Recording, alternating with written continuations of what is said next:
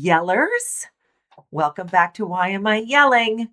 The podcast where we keep it completely real about the chaos, the comedy, and sometimes crying in the grocery store parking lot moments that come with raging menopausal hormones and also parenting. I'm your host, Krista Rizzo, and oh my gosh, you guys, happy summer! Woo! We have officially started summer camp in our neighborhood, which means my little guy, who is now too old to be a camper himself, will go and work as a junior tennis instructor for the campers in the camp. He is following in the footsteps of his big brother who did this when he was 13, 14-ish years old. Um, I was talking to some of my coworkers last night and, letting them know about all the activities that we have going on where we live. And my friend was like, I have to come visit where you are because it sounds insane. And I'm going to say, we live in a pretty idyllic place. It reminds me a lot of my childhood growing up in Westchester, New York. And because we had a neighborhood filled with, kids and families and you know, it was the definition that you see on the Instagrams and TikToks now of, kids growing up in the late 70s and the 80s, getting kicked out of the house. We're total Gen Xers by our parents, during summer in the mornings to go find our friends and don't come home until your dad whistles that it's time for dinner. Like that was literally my life. And then during the summertime, my grandparents had a place in the Poconos and my brother and I would go for that with them for weeks at a time. And my parents would come up on the weekends after they worked during the week. But the Poconos house or place was a lake community, and it had a clubhouse, it had pools, and it had lots of community activities. And that's the kind of place that I live in now. And it is the absolute best. Like we have free range kids all year round. Uh, but in the summer, it gets taken up a notch because our days are looser and freer, and it is 10 weeks of pure bliss and chaos because there's so many activities going on. Um, but that makes it nostalgic for me because I feel like it was just yesterday that I was doing this as a camper in our summer place in the Poconos. But now I look at my kids who used to be campers, and one is about to enter his senior year of college, which literally like makes my heart stop. And the other one is going to be a freshman in high school, right? And I feel like, wasn't it just yesterday? Wasn't it? I mean, I know we ask ourselves this all the time, but it feels like just yesterday that we were dropping them off at summer camp for the very first time.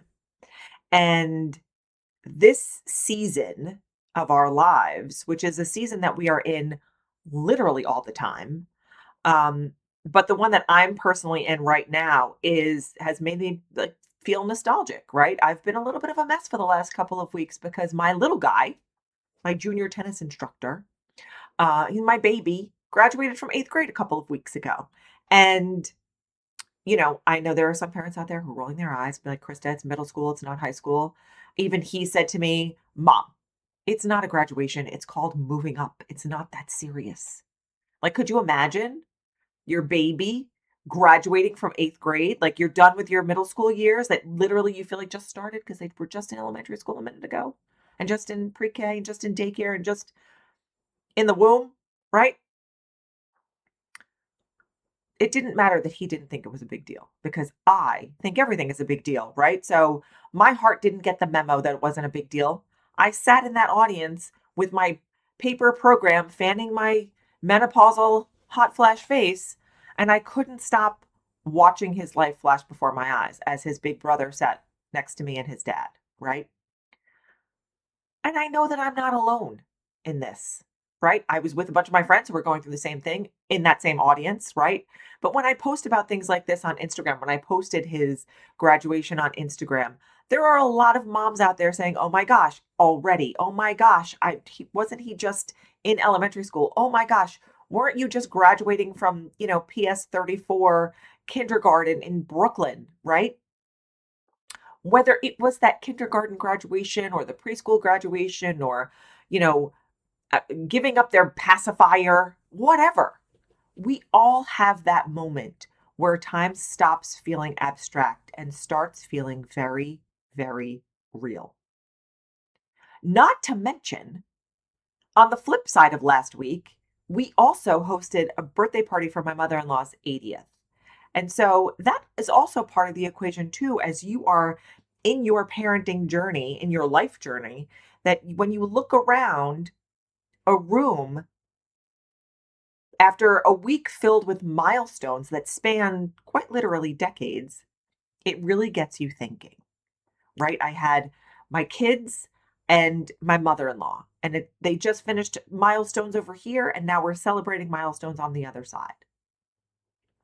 So that got me to thinking, and we're just going to go there, right? Today, we're going to talk about the bittersweet season of graduations and milestones, the wild phenomenon of time flying faster the older that they get. And because I would never leave you with just being in your feelings without something to hold on to, we're going to talk about tools, real, doable ways to slow down and be present for the moments that matter. This episode is called Don't Blink, something my late mother used to say on repeat to me as I got older, especially after I started having my kids. So let's get into it. And thanks for the heads up, Mom.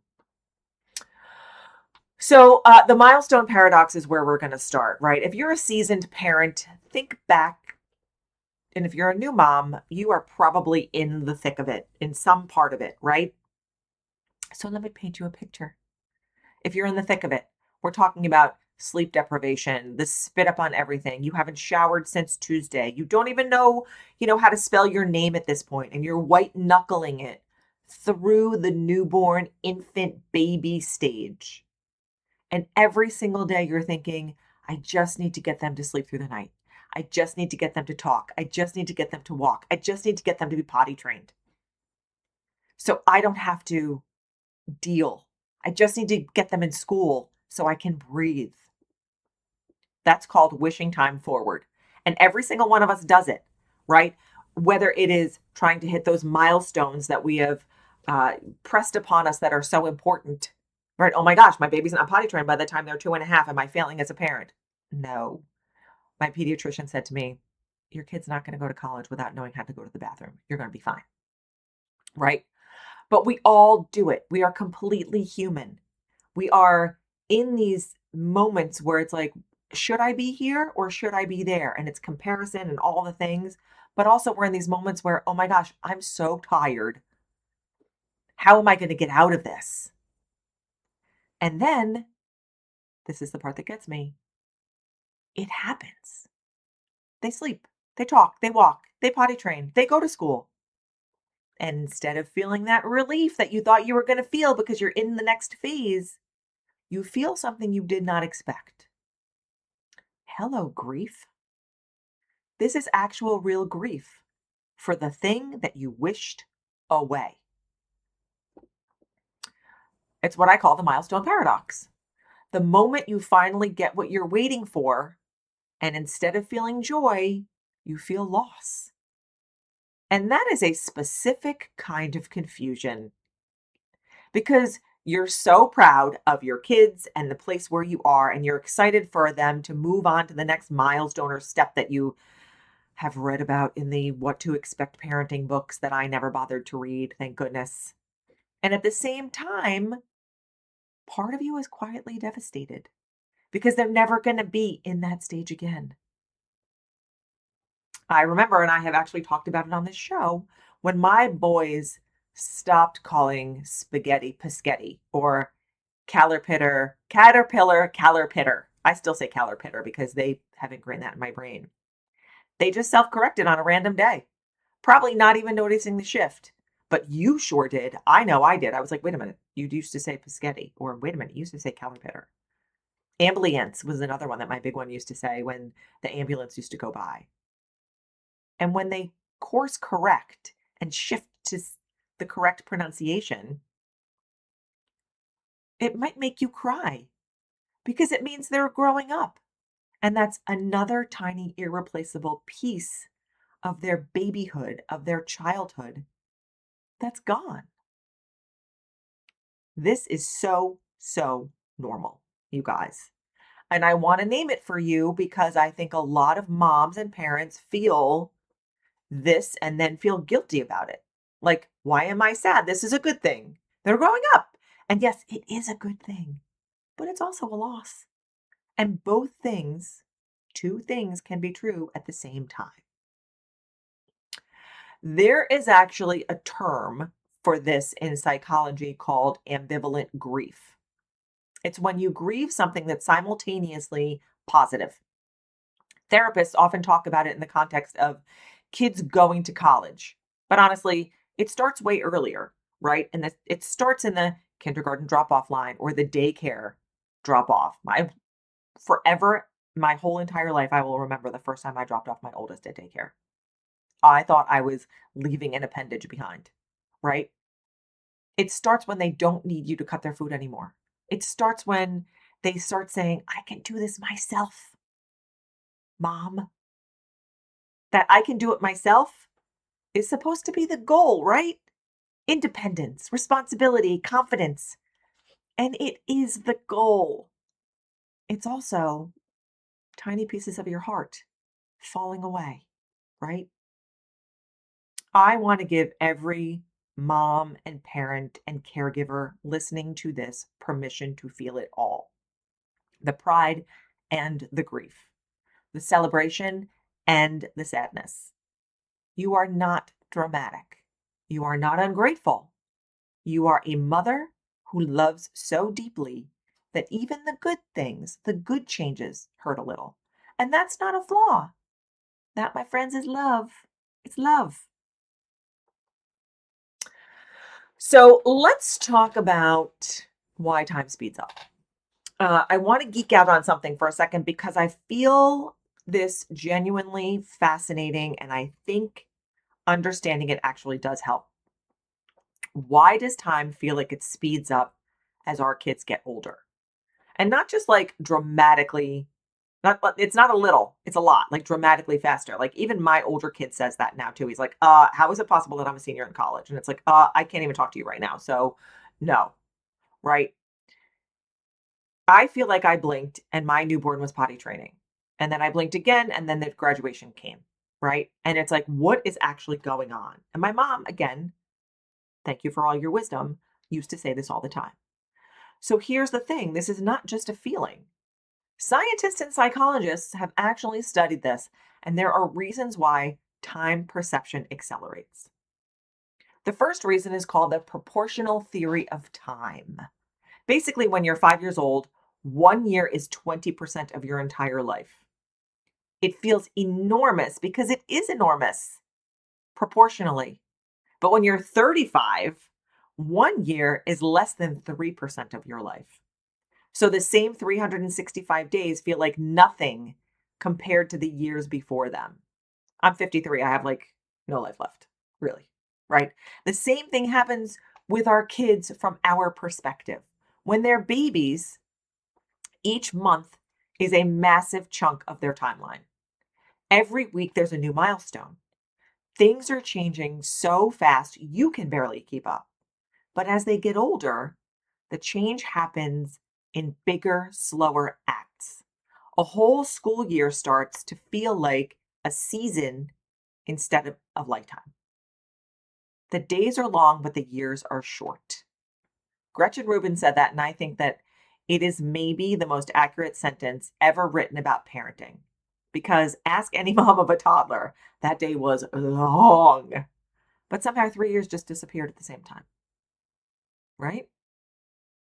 The second reason time speeds up is about novelty.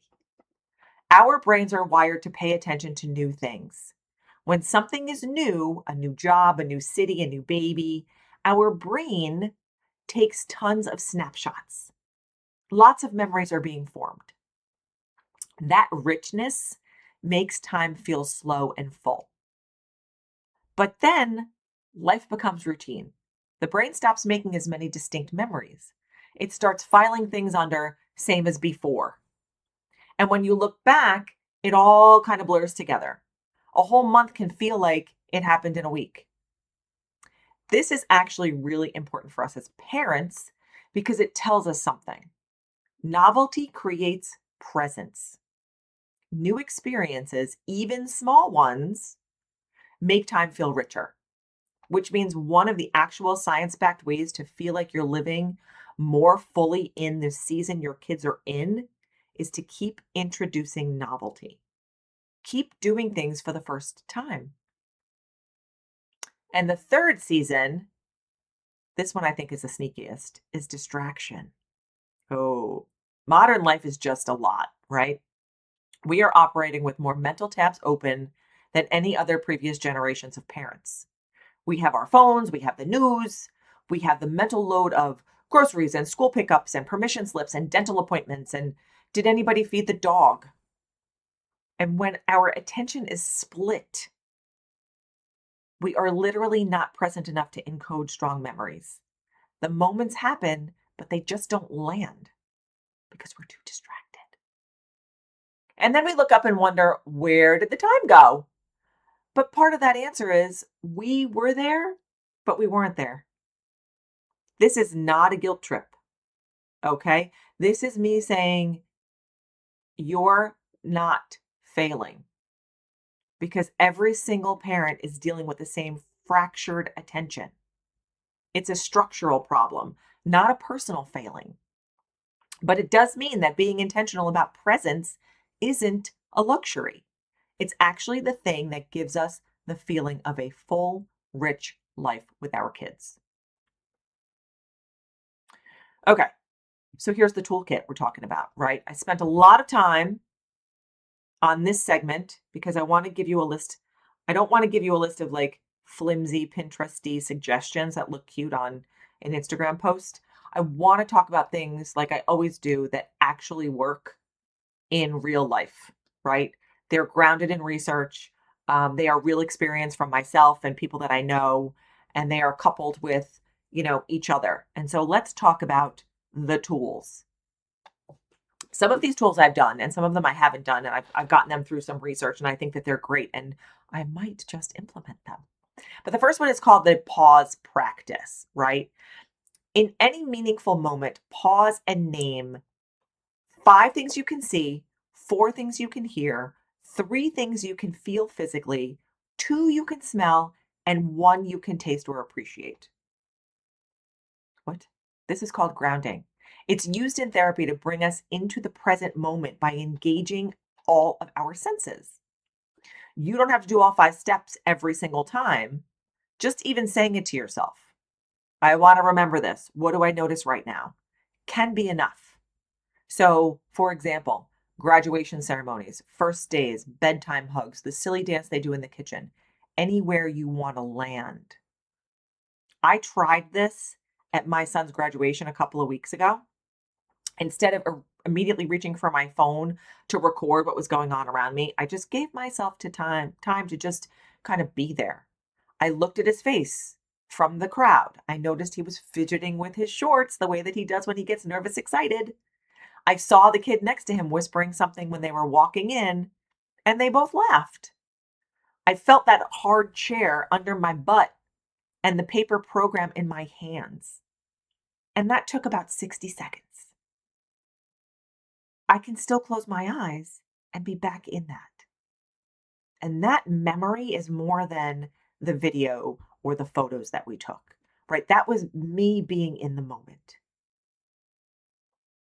The second tool is called the one line a day journal, which I have started and stopped on multiple occasions, right? It's not a full journal, it's just one line and that's it. It's a low bar, and it's a low bar on purpose because we don't have time to write journal entries every single day for ourselves, let alone for our kids, right?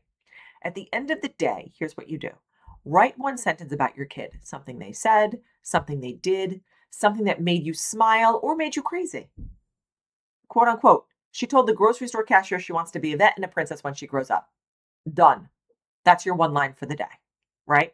After a year or a month or 6 months or a scattered year, because we all know if you're me, you're not going to be consistent for every single day, and that's okay. But after a length of time, you have a portrait of who your child was at that age, and it takes about 30 seconds. There are apps for this, but it doesn't really matter. You just open your notes and, or open a documents page. And every night before you go to bed, part of your gratitude practice or whatever can be the one thing that your kid said today.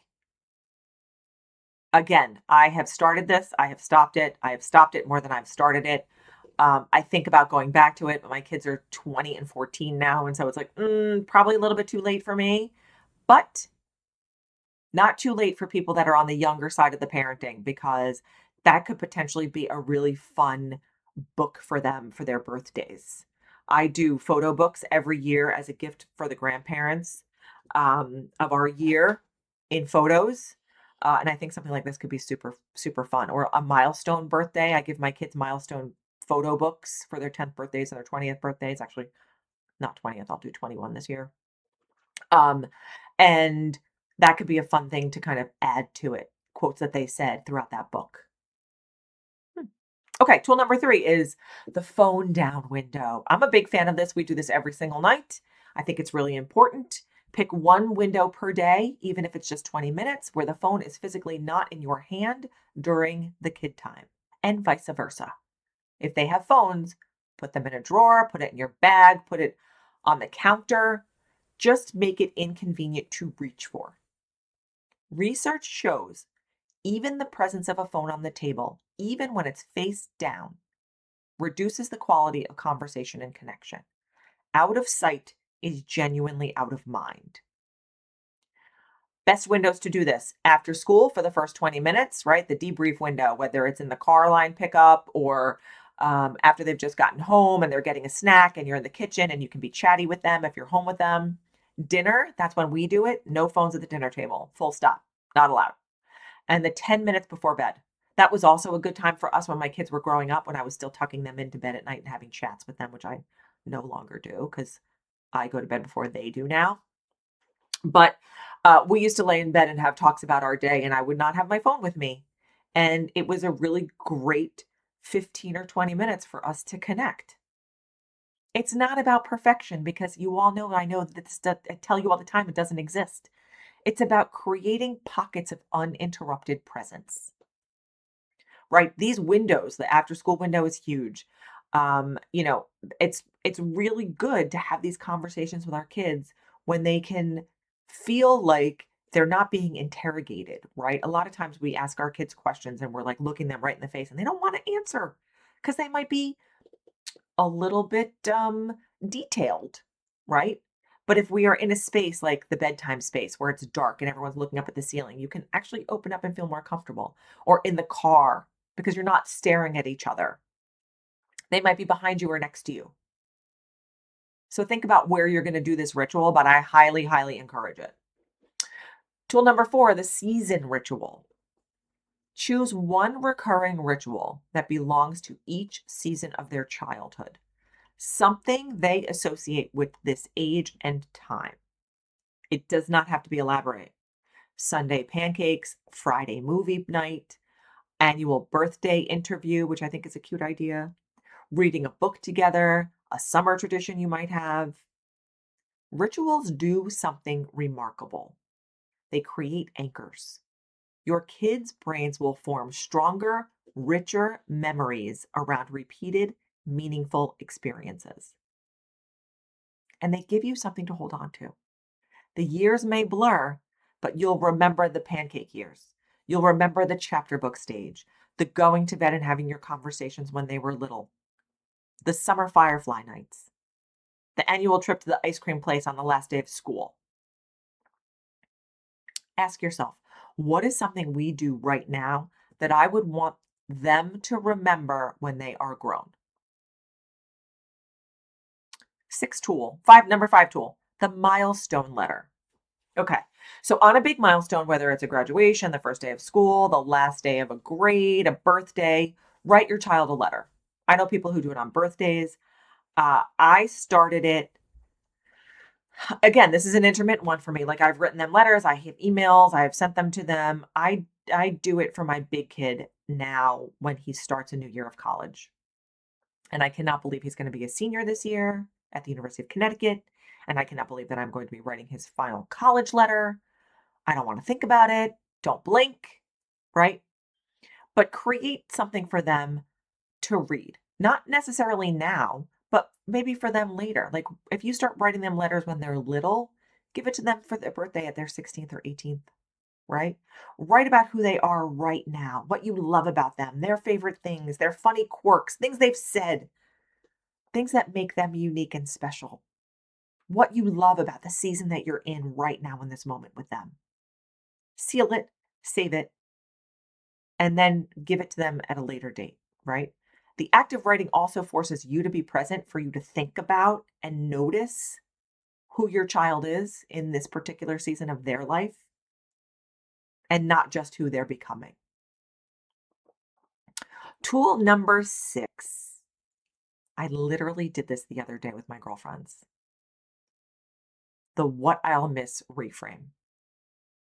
When you are in a hard season, toddler tantrums, teenage attitudes, the whining phase, they are now in college and need their independence, but they're home from college and it's like, what are the rules?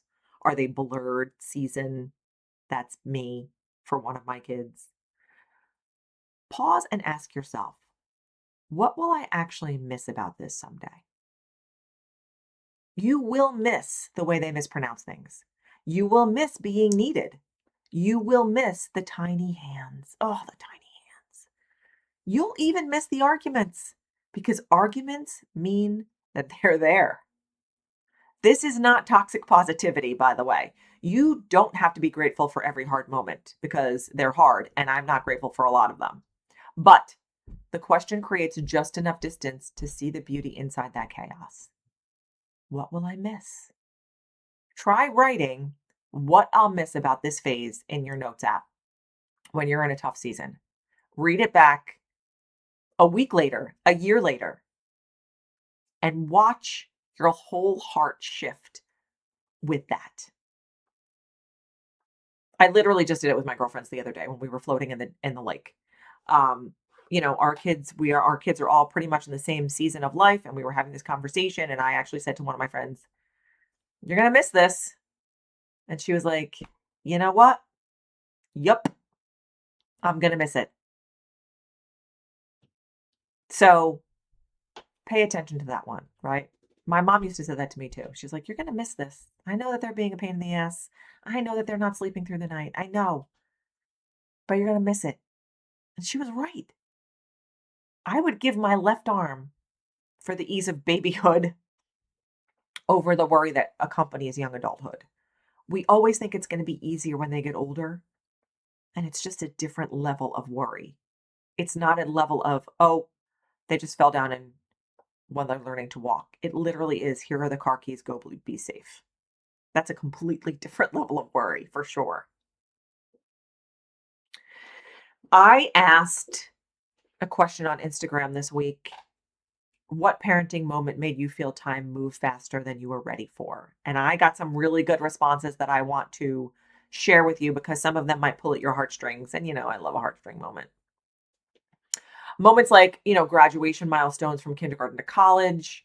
One of my friends said the first time she put her kids on the school bus, realizing from that moment on, they would have endless other people in their lives that she may or may not know about.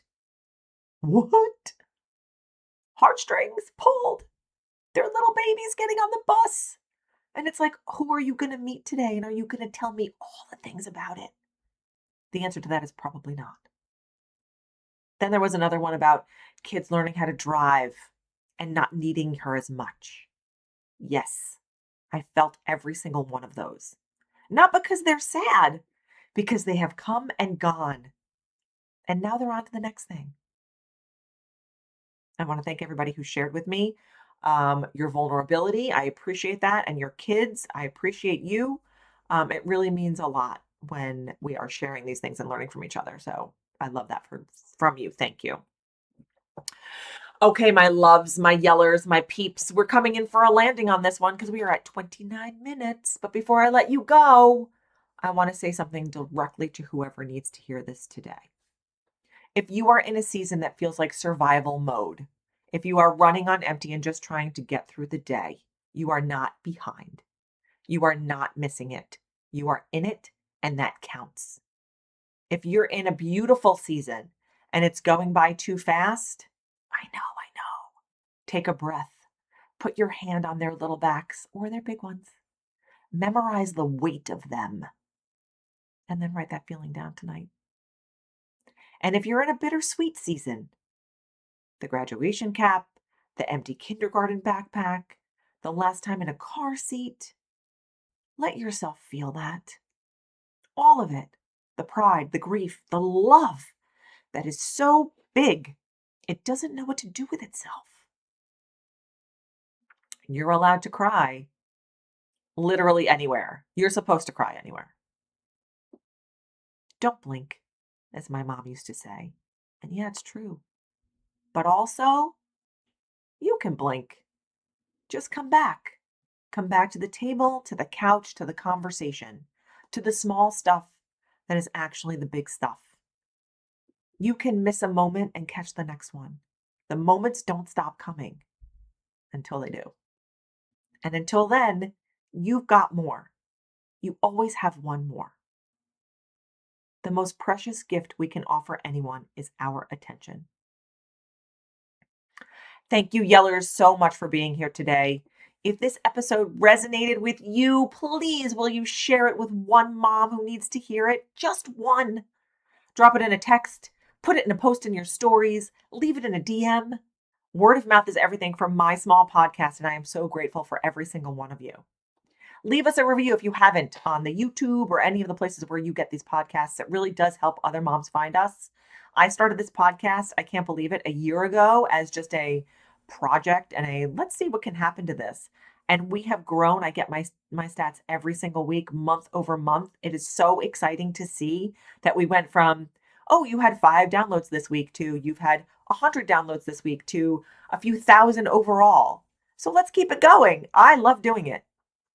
And I will definitely see you back here next time for another episode of Why Am I Yelling? Musings from a menopausal middle-aged mom. Did I say that right? I don't even know.